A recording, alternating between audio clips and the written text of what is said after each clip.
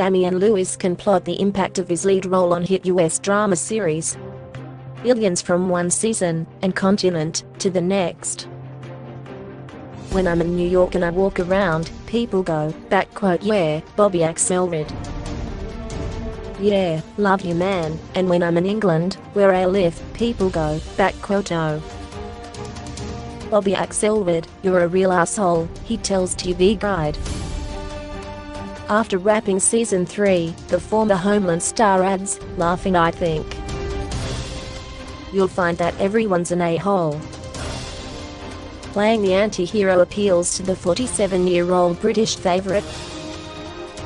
Whether you're Don Draper, Walter White, or, dare I say it, Nicholas Brody, his Homeland character, or Bobby Axelrod, for these guys who have dark nights of the soul, and whose souls and hearts and very beings are compromised by the situations they're in. What's interesting is that the message from the viewer seems to be that, if you go after something with enough passion, then we love you for it, and you can cross any number of lines.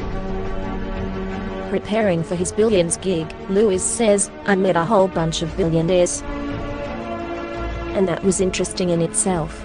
I continue to be astounded by their competitive natures. The game is everything to them. From everyone I met with, they all had something in common. They were all very, very keen listeners. It's not the Gordon Gekko, Michael Douglas Wall Street character without a conscience, yes, or anything like Wolf of Wall Street where it's about coke and hookers. These guys are in a scientific analytical world. They don't take bets unless they are 90% sure they're going to win." The latest season borrowed themes straight from the news headlines, from Wall Street to Washington, Lewis says, describing it as a very Trumpian show in the way that people behave, and the way they maneuver themselves.